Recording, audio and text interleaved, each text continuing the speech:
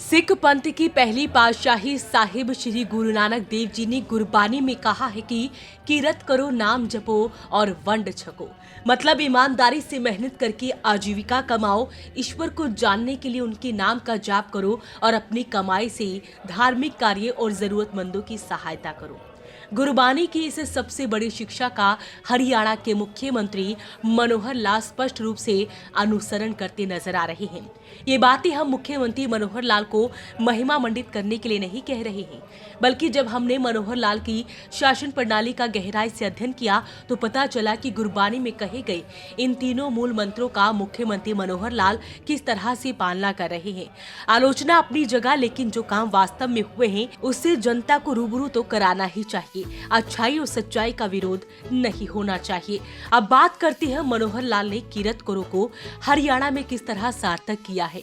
मुख्यमंत्री मनोहर लाल ने पिछले करीब 9.25 साल से हरियाणा में सुशासन स्थापित करने के लिए जितने भी काम किए हैं, इतने काम पूर्व में रही किसी सरकार ने नहीं किए। सुशासन वही स्थापित करता है जो कीरत यानी ईमानदारी और मेहनत से काम करता है। स्वयं का ईमानदार होना अलग बात है, लेकिन पूरी सरकार को ईमानदार सरकार बनाना अलग बात है।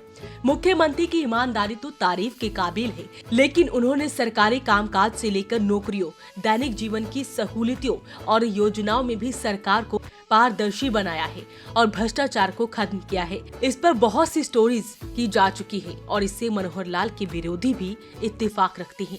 हमने पहले भी चर्चा की है कि मनोहर लाल सरकार ने किस तरह सरकारी कामकाज में पारदर्शिता लाने के लिए लगातार ऑनलाइन प्रणाली को बढ़ावा दिया है। विपक्षी जहां हरियाणा को पोर्टलों की सरकार बताकर हमला कर रही है, वहीं सच्चाई तो ये है कि जनता इसका स्वागत कर रही है। सरकारी विभागों एवं योजनाओं से भ्रष्टाचार को खत्म करने के लिए उन्होंने सरल पोर्टल पर 54 विभागों की 675 योजनाओं और सेवाओं को ऑनलाइन किया है।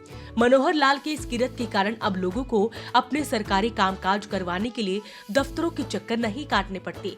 हरियाणा में पोर्टल्स और परिवार पहचान पत्र की बदौलत न केवल विकास में पिछड़े गए समाज के अंतिम पायदान पे खड़े व्यक्ति तक उसका हक पहुंचाया जा रहा है, लास्ट माइल डिलीवरी सुनिश्चित की जा रही है, बल्कि भ्रष्टाचारियों की वंश बेल भी समूल नष्ट हो रही है। इतना ही नहीं, इसके साथ साथ मनोहर लाल सरकारी कर्मचारियों और अधिकारियों के दिलो दिमाग से भ्रष्टाचार की सफाई के लिए मिशन कर्मयोगी अभियान चला रही है, जिसके तहत हरियाणा सरकार के करीब 3 लाख कर्मचारियों को नैतिक प्रशिक्षण दिया जा रहा है। इससे बड़ा कीरत और क्या हो सकता है। अब बात करते हैं नाम जपो की। 2014 में सरकार बनने के बाद से ही मनोहर लाल हरियाणा में सिख पंथ के गौरवशाली इतिहास से जुड़ी स्मृतियों को दुनिया के सामने लाने के प्रयास कर रही है और इसके प्रति अपनी आस्था एवं श्रद्धा का प्रकटीकरण भी कर रही है। सिख पंथ के प्रति मनोहर लाल बचपन से ही आस्था रखते हैं।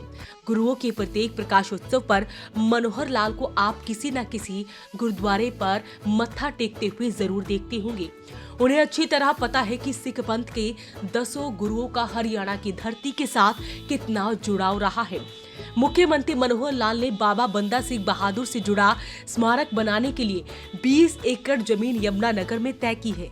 इतना ही नहीं, कुरुक्षेत्र में पीपली के नजदीक सभी गुरु महाराजाओं से जुड़ी निशानियों के म्यूजियम बनाने के लिए भी जगह भी चयनित की है, ताकि लोग खासकर युवा हमारे गुरुओं की शिक्षा से प्रेरणा ले सके और उसे अपने जीवन में उतार सके। श्रद्धालु को कुरुक्षेत्र के पास 48 कोस के तीर्थों का भ्रमण करवाने के लिए बसों की सुविधा शुरू करवाने की पहल भी मनोहर लाल ने की है। मुख्यमंत्री मनोहर लाल के प्रयासों से नवंबर 2017 में श्री गुरु गोविंद सिंह जी के 350वें प्रकाश उत्सव पर जगाधारी की अनाज मंडी में भव्य और ज्ञानवर्धक प्रदर्शनी में डिस्प्ले बोर्डों पर गुरु नानक देव जी द्वारा आरंभ की गई।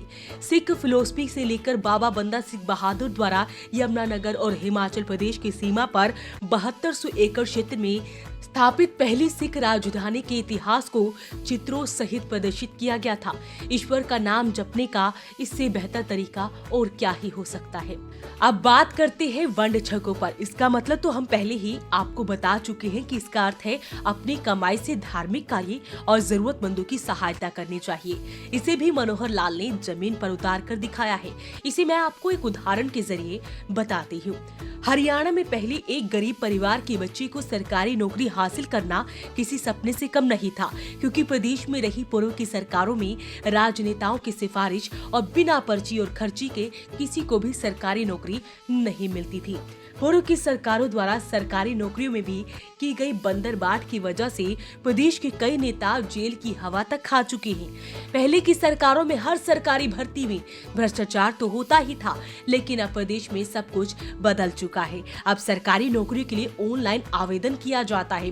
पारदर्शी तरीके से परीक्षा लेने के बाद हकदार व्यक्ति को बिना पर्ची खर्ची और सिफारिश की नौकरी दी जा रही है, जिसका उदाहरण हाल ही में ग्रुप सी के 20,000 कर्मचारियों की भर्ती में देखा जा सकता है। इन नौकरियों को हासिल करने वाले ज्यादातर लोग गरीब परिवारों से संबंध रखते हैं। ना तो ये लोग खर्ची पर्ची देने का सामर्थ्य रखते हैं और ना ही उनके पास किसी राजनेता की सिफारिश है। मनोहर लाल के 9.25 सालों में अब तक निष्पक्ष और पारदर्शी ढंग से 1,34,250 लोगों को सरकारी नौकरी दी जा चुकी है। गत वर्ष 60,000 और युवाओं को सरकारी नौकरी देने का लक्ष्य रखा गया था, जिसमें से 20,000 नौकरी हाल ही में दी गई है और 21,217 नौकरियों की प्रक्रिया जारी है।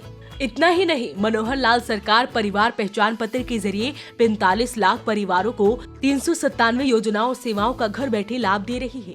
30 लाख से ज्यादा परिवारों को 5 लाख रुपए तक का सालाना मुफ्त इलाज दे रही है। ये तो चंद उदाहरण है। मुख्यमंत्री मनोहर लाल द्वारा ऐसे हजारों काम जरूरतमंदों की सहायता के लिए किए जा रहे हैं, तो वंड छकों का इससे अच्छा उदाहरण तो क्या ही हो सकता है। मतलब स्पष्ट है कि गुरबानी के तीनों संदेश को मनोहर लाल ने स्वयं और अपनी सरकार के माध्यम से हरियाणा की धरती पर उतारने के लिए सब कुछ झोंक दिया है। तो आपसे अपील, इस वीडियो को आप शेयर जरूर करें। वॉइस ऑफ पानीपत के लिए कुलवंत सिंह की रिपोर्ट।